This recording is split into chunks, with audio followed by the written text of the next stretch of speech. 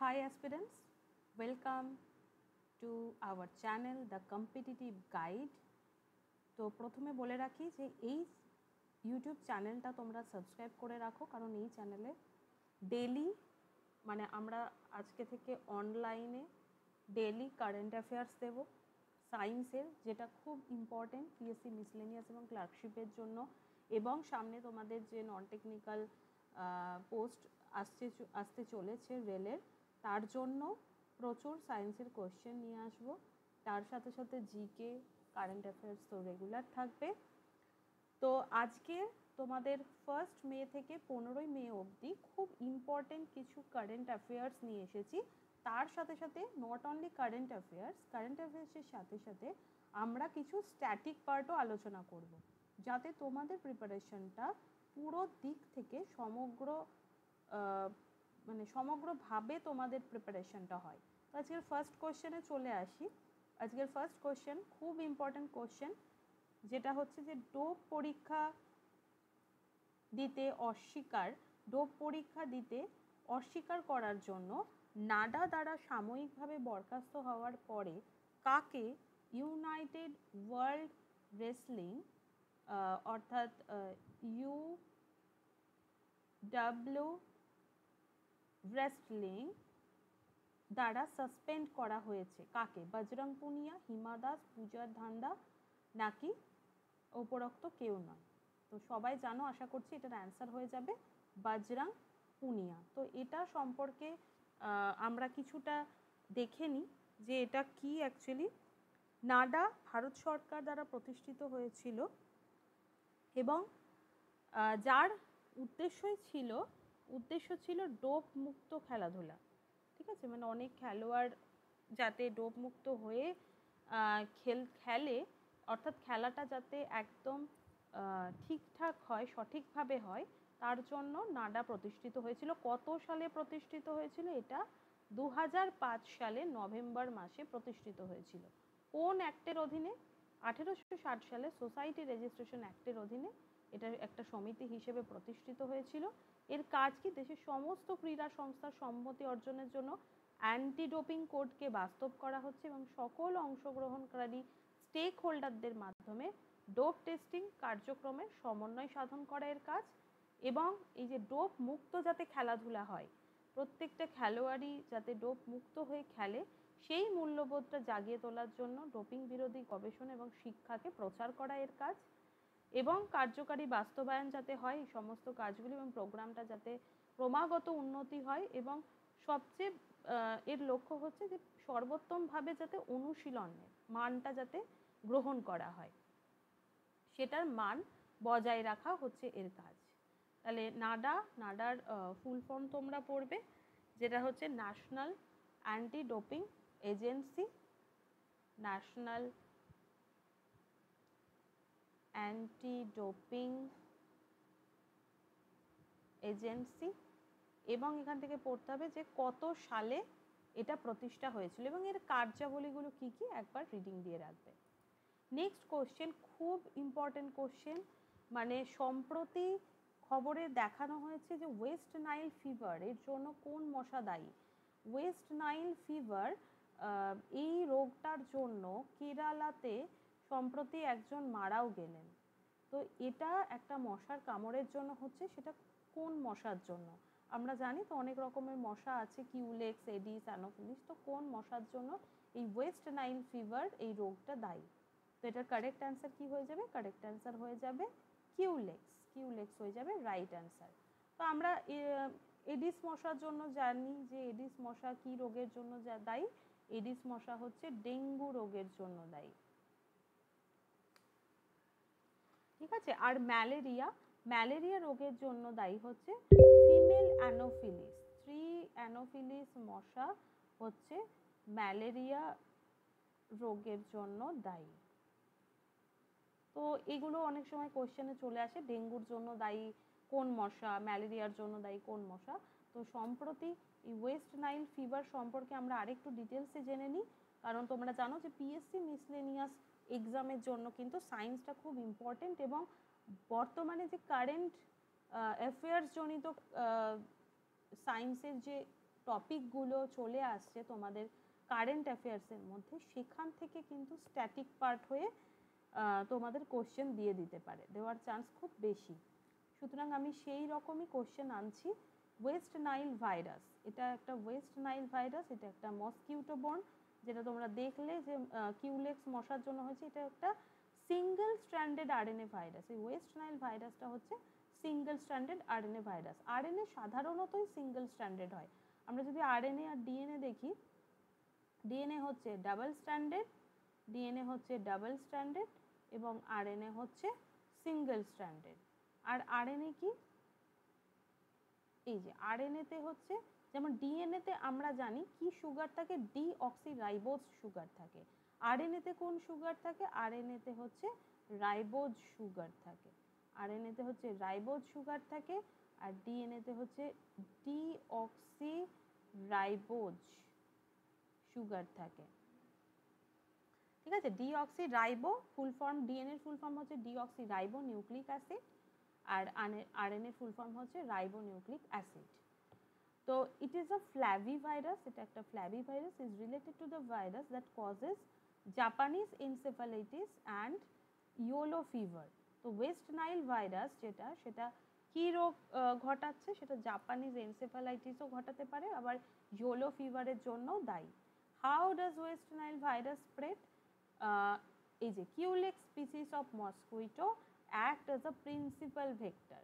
Vector হচ্ছে, এই যে কথাটা দিয়েছে ভেক্টর ফর ট্রান্সমিশন, তো এই ভেক্টরটা কি? ভেক্টর হচ্ছে এমন একটা প্রাণী বলতে পারো, বা তোমার যে কোনো মাইক্রোবসও হতে পারে, যে কিনা রোগটাকে একটা জায়গা থেকে, মানে একজনের থেকে আরেকজনের মানে আরেকজনের দেহে ছড়াতে সাহায্য করছে, অর্থাৎ বাহক হিসেবে কাজ করছে। প্রিন্সিপাল ভেক্টর, মুখ্য বাহক হিসেবে কাজ করছে, একটা এজেন্টের মতো কাজ করছে এই কিন্তু ভাইরাসটা এক জায়গা থেকে আর একটা জায়গায়, মানে হয়তো একটা প্রাণীর হয়েছে, সেই প্রাণী থেকে নিয়ে গিয়ে আর একটা প্রাণীতে গিয়ে কামড়াবে, তখনই তার এই ভাইরাসটা ছড়িয়ে যাবে। তো এই হচ্ছে প্রিন্সিপাল ভেক্টর হিসেবে কাজ করছে। Infected mosquito spread the disease among হিউম্যানের মধ্যে হতে পারে, বিভিন্ন অ্যানিমাল যেমন বার্ডসের মধ্যে হতে পারে, which are reservoir host of the virus. কি সিমটম হয় এই ওয়েস্ট নাইল ফিভারের? সিমটম বেশিরভাগ ক্ষেত্রেই অ্যাসিমটোমেটিক। 80% যদি ইনফেক্টেড পিপল দেখা যায়, মানে 80% মানুষ যারা ইনফেক্টেড হয়েছে তাদের ক্ষেত্রেই দেখা যাচ্ছে যে এই রোগটা হচ্ছে অ্যাসিমটোমেটিক, অর্থাৎ কোনো সিমটমই দেখা যাচ্ছে না। আর বাকিদের ক্ষেত্রে কিছু কিছু দেখা যাচ্ছে যে ফিভার হচ্ছে, ওয়েস্ট নাইল ফিভার বা সিভিয়ার ডিজিজ হচ্ছে, ফর দেম সিমটমস ইনক্লুড হচ্ছে ফিভার, মাথা ধরছে, ফ্যাটিক অর্থাৎ ক্লান্ত লাগছে, বডি আছে অর্থাৎ বডিতে কিছু মানে ফুসকুড়ি মতো হচ্ছে, নজিয়া, র্যাশ বেরোচ্ছে, আর গ্ল্যান্ডগুলো ফুলে যাচ্ছে, সোলেন গ্ল্যান্ড। তো এই হচ্ছে ওয়েস্ট নাইল ভাইরাস। তো এটা হচ্ছে একটা mosquito borne single stranded RNA virus. অনেক সময় এরকম কোয়েশ্চেন দিতে পারে, ডিএনএ ভাইরাস না এটা আরএনএ ভাইরাস, তো এটা হচ্ছে সিঙ্গেল স্ট্র্যান্ডেড আরএনএ ভাইরাস।